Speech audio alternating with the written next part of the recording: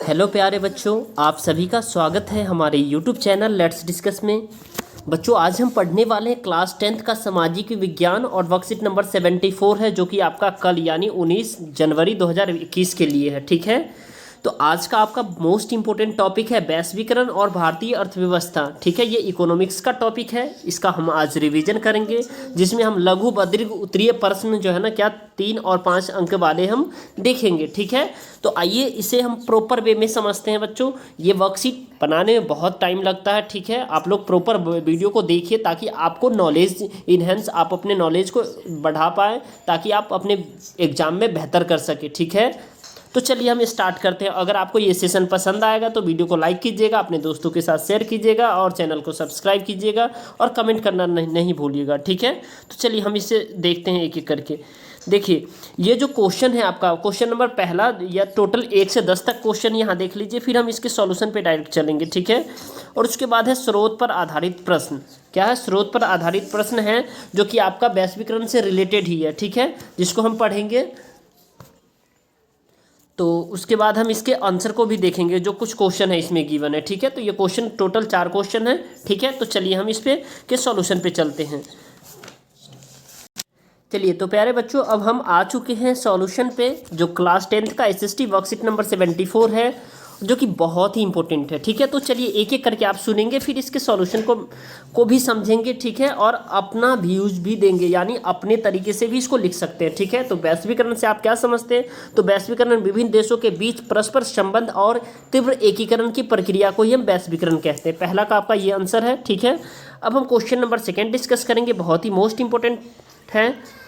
विश्व व्यापार संगठन क्या है, इसके क्या कार्य है, इसकी कमियां क्या क्या है? ठीक है, आप सभी को पता है, जो वर्ल्ड ट्रेड ऑर्गेनाइजेशन WTO का फुल फॉर्म 1 नंबर में आता है आपके एग्जाम में। ठीक है, इसके साथ साथ आपको ये भी डिफाइन करना है WTO यानी विश्व व्यापार संगठन क्या है। तो एक ऐसा संगठन है जिसका उद्देश्य अंतर्राष्ट्रीय व्यापार को उदार बनाना।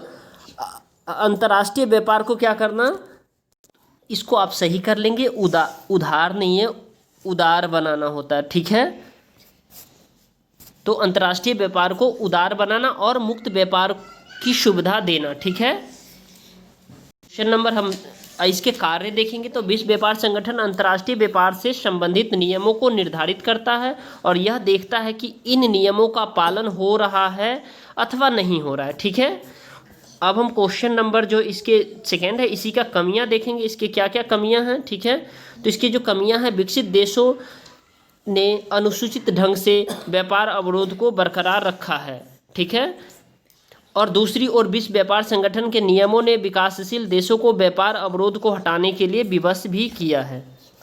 चलिए, अब हम क्वेश्चन नंबर 3 देखेंगे, बहुत ही अच्छा क्वेश्चन है ये। क्वेश्चन नंबर 3 है हमारा, बहुराष्ट्रीय कंपनियां क्या होती है? बहुराष्ट्रीय कंपनियां किस प्रकार उत्पादन पर नियंत्रण रखती है? तो वह कंपनी जो एक से अधिक देशों में उत्पादन पर नियंत्रण रखती है, बहुराष्ट्रीय कंपनियां कहलाती है। पहले भी मैंने आपको बताया वर्कशीट में। ठीक है, उत्पादन पर नियंत्रण निम्नलिखित रूप में रखा जा सकता है, जैसे संयुक्त उपक्रम की विधि से स्थानीय कंपनी को खरीदना। क्या है? स्थानीय कंपनी को खरीदना। सेकेंड पॉइंट आप लिखेंगे। थर्ड पॉइंट है छोटे उत्पादकों से माल खरीदना। और फोर्थ पॉइंट है अपने ब्रांड का इस्तेमाल करना। ठीक है, अब हम क्वेश्चन नंबर 4 देखेंगे, बहुत ही अच्छा क्वेश्चन है ये। निवेश क्या है? यह विदेशी निवेशकों से किस प्रकार भिन्न है? तो परिसंपत्तियों जैसे कि भूमि, भवन, मशीन और अन्य उपकरणों की खरीद में व्यय की गई मुद्रा को हम निवेश कहते हैं। ठीक है, और निवेश यह विदेश नीति से निम्नलिखित प्रकार से अलग है, क्योंकि यह अधिक लाभ कमाने के उद्देश्य से जब बहुराष्ट्रीय कंपनियां मेजबान देश में धन से उत्पादन इकाई की स्थापना करते तो उसे विदेश निवेश कहते हैं।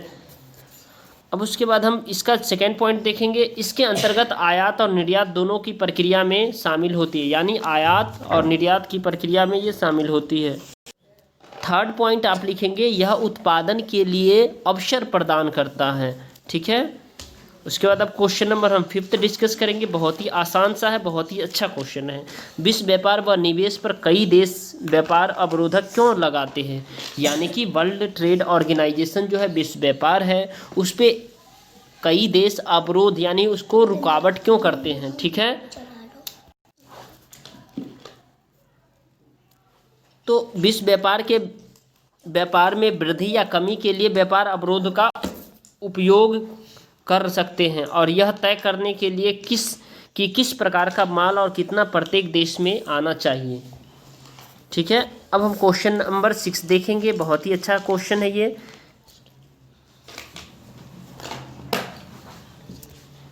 उत्पादन में होने वाली प्रतिस्पर्धा किस प्रकार उपभोक्ता को फायदा प्रदान करती है, किन्हीं 5 का वर्णन कीजिए। यानी उत्पादन में होने वाली जो प्रतिस्पर्धा है, ठीक है, वो किस प्रकार उपभोक्ताओं को, यानी कोई सामान जो है ना, 2 कंपनियां अगर आपस में बेच रही है तो उसमें कस्टमर को क्या बेनिफिट है, ठीक है।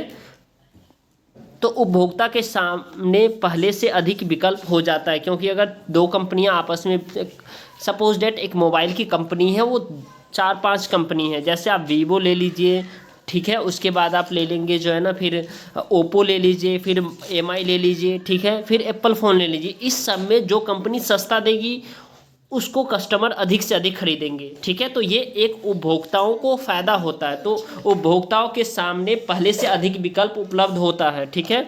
उपभोक्ता को कम कीमत पर अधिक गुणवत्ता वाले उत्पादन मिलते हैं और लोग पहले की तुलना में बढ़िया जीवन जी रहे हैं, ठीक है। उसके बाद आप 4th पॉइंट देखेंगे, उद्योग और सेवा में नए रोजगार उत्पन्न करते हैं और उद्योग को कच्चे माल इत्यादि की आपूर्ति करने वाली स्थानीय कंपनियां समृद्ध है।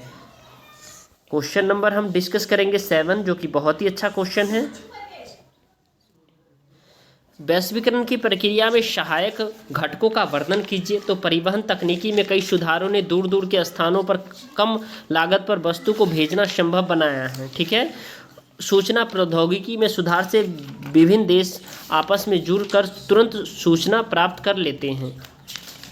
3rd पॉइंट लिख सकते हैं, इंटरनेट ने टेक्नोलॉजी से व्यापार में गति आई है। इंटरनेट की टेक्नोलॉजी से, क्योंकि हम यहाँ बैठे होते, हमें कोई भी माल ऑर्डर करना होता है तो किसी दूसरे देश में एक बार फ़ोन करते या ईमेल करते तो वहाँ से हमारे माल और जो भी हम वस्तु मंगाना चाहते हैं वो आ जाता है, ठीक है। एक शहर से दूसरे शहर में जाना आसान हो गया है, एक गांव से दूसरे गांव में, ठीक है। तो बहुत सारी जो है ना वैश्वीकरण की प्रक्रिया में जो है ना अच्छा हुआ है, ठीक है। हमारे शिक्षा में भी जो टेक्नोलॉजी यूज हो रहे हैं वो भी इसका ही जो है ना प्रभाव है, ठीक है, वैश्वीकरण का।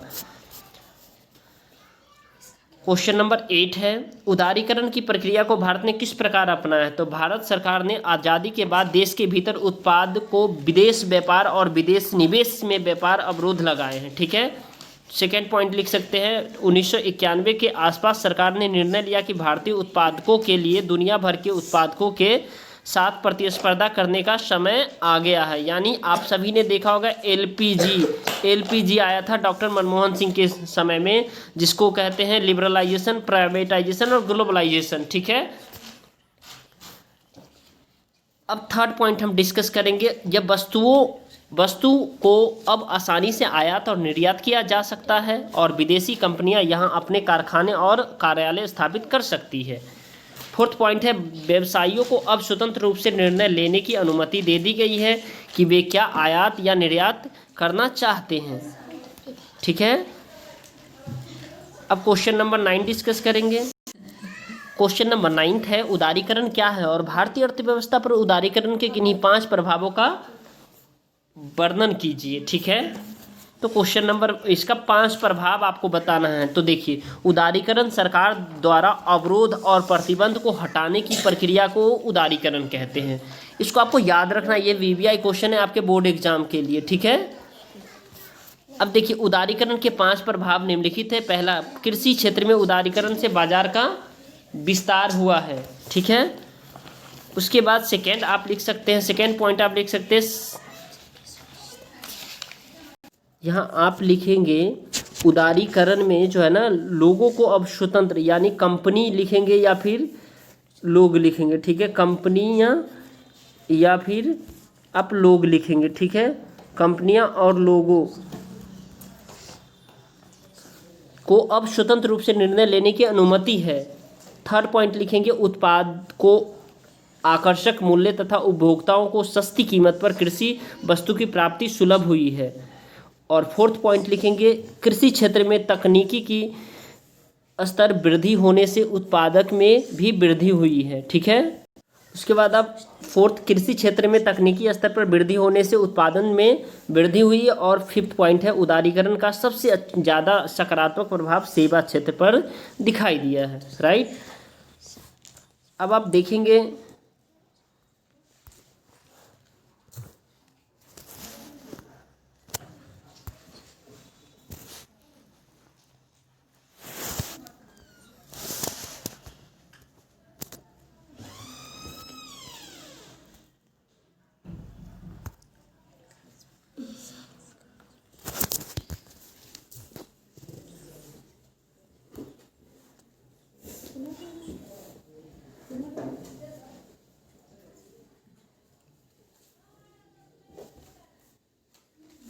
अब हम क्वेश्चन नंबर 10 देखेंगे जो कि बहुत ही आसान है। चलिए, वैश्वीकरण की प्रक्रिया को प्रोत्साहन करने में प्रौद्योगिकी की भूमिका को समझाइए। यानी प्रौद्योगिकी की जो भूमिका है वैश्वीकरण में, यानी वर्ल्ड ट्रेड ऑर्गेनाइजेशन में, उसके बारे में आपको बताना है। ठीक है, और समझाना है। तो पॉइंट में आप आंसर करेंगे, परिवहन तकनीकी में कई सुधार ने दूर दूर के स्थानों पर कम लागत पर वस्तुओं को भेजना संभव बनाया है। सेकेंड पॉइंट आप लिखेंगे, सेकेंड पॉइंट है, सूचना प्रौद्योगिकी में सुधार से विभिन्न देश आपस में जुड़कर तुरंत सूचना प्रदान कर लेता है। और थर्ड पॉइंट लिखेंगे, इंटरनेट टेक्नोलॉजी से व्यापार में गति आई है। ठीक है, इंटरनेट टेक्नोलॉजी से क्या हुआ, व्यापार में गति आई है। अब स्रोत पर आधारित प्रश्न देखेंगे जो कि बहुत ही आसान सा है, स्रोत पर आधारित प्रश्न। तो चलिए पहले उसको पढ़ते हैं, फिर उसके बाद इसके सॉल्यूशन देखेंगे। चलिए, तो यहाँ स्रोत पर आधारित प्रश्न है 4 नंबर का। नीचे दिए गए अनुच्छेद को पढ़िए एवं पूछे गए प्रश्नों का उत्तर दीजिए। वैश्वीकरण विभिन्न देशों के बीच तीव्र एकीकरण की प्रक्रिया है। कैसी है, तीव्र एकीकरण की। यह अधिकाधिक विदेश निवेश और विदेश व्यापार के द्वारा संभव हुआ है। बहुराष्ट्रीय कंपनियां वैश्वीकरण की प्रक्रिया में मुख्य भूमिका निभा रही है। यानी बहुराष्ट्रीय कंपनियां जो है ना, दूसरे देश की कंपनियां जो एक देश में भी और किसी दूसरे देश में भी वो कंपनी होती है, उसे बहुराष्ट्रीय कंपनियां जो है ना क्या हो, अच्छे से भूमिका निभा रही है। अधिक से अधिक बहुराष्ट्रीय कंपनियां विश्व के उन स्थानों की खोज कर रही है जो उनके उत्पादन के लिए ज़्यादा सस्ते हैं। ठीक है, परिणामतः उत्पादन कार्य जटिल ढंग से संगठित किया जा सकता है। देश के बीच उत्पादन को संगठित करने में प्रौद्योगिकी, विशेष रूप से प्रौद्योगिकी ने एक बड़ी भूमिका निभाई है। साथ ही व्यापार और निवेश के उदारीकरण ने व्यापार और निवेश अवरोधकों को हटाकर वैश्वीकरण को सुगम बनाया है। सॉरी दोस्त, अंतर्राष्ट्रीय स्तर पर विश्व व्यापार संगठन ने व्यापार और निवेश के उदारीकरण के लिए विकासशील देशों पर दबाव डाला है, जबकि वैश्वीकरण ने धनी उपभोक्ता और कुशल, शिक्षित एवं धनी उत्पादक की लाभान्वित हुई है। परंतु बढ़ती स्पर्धा ने छोटे उत्पादक और श्रमिक प्रभावित हुए हैं। न्याय संगत वैश्वीकरण सभी के लिए अवसर का सृजन करेगा। क्या करेगा, सभी के लिए अवसर सुनिश्चित करेगा कि वैश्वीकरण के लाभों में सभी को बेहतर हिस्सेदारी हो। ठीक है, ये जो वैश्वीकरण है इससे सभी को लाभ मिले। तो इसमें जो कुछ क्वेश्चन है इसके सॉल्यूशन को हम अब देखते हैं। चलिए देखते हैं। चलिए, तो वैश्वीकरण को अपने शब्दों में परिभाषित कीजिए। तो वैश्वीकरण का शाब्दिक अर्थ स्थानीय, क्षेत्रीय या वस्तु घटनाओं के विश्व स्तर पर रूपांतरण की प्रक्रिया है। इसे एक ऐसी प्रक्रिया का वर्णन करने के लिए भी प्रयुक्त किया जा सकता है जिसके द्वारा पूरे विश्व के लोग मिलकर एक समाज बनाते तथा एक साथ कार्य करते हैं। क्वेश्चन नंबर सेकंड है आपका, विश्व वैश्वीकरण की प्रक्रिया में बहुराष्ट्रीय कंपनियां की भूमिका का वर्णन करें। तो अधिक से अधिक बहुराष्ट्रीय कंपनियां विश्व के उन स्थानों की खोज कर रही है जो उसके उत्पादन के लिए सस्ते हो और जिसका परिणाम उत्पादन कार्य जटिल ढंग से संगठित किया जा सके। ठीक है, नाउ क्वेश्चन नंबर आपका थर्ड है, प्रौद्योगिकी ने वैश्वीकरण में किस प्रकार सहायता प्रदान की है। तो परिवहन तकनीकी में कई सुधार ने दूर दूर तक के स्थानों पर कम लागत पर वस्तु को भेजना संभव बनाया और सूचना प्रौद्योगिकी में सुधार आया है। ठीक है, अब क्वेश्चन नंबर लास्ट देखेंगे। अगर आपको ये वीडियो पसंद आएगा तो इस वीडियो को लाइक कीजिएगा और हमारे चैनल को सब्सक्राइब कीजिएगा और दोस्तों तक शेयर कीजिएगा। ठीक है, और कमेंट करना नहीं भूलना है दोस्तों। ठीक है, क्योंकि एक वीडियो आपको बनाने के लिए कम से कम 2-3 घंटे लगते हैं मुझे। ठीक है, अब देखिए, न्याय संगत वैश्वीकरण के लिए कुछ उपाय सुझाइए। तो सभी के लिए अवसर है, सरकार की नीतियां द्वारा सभी को संरक्षण दी जाती है। ठीक है, तो तो thank you for watching, thanks lot.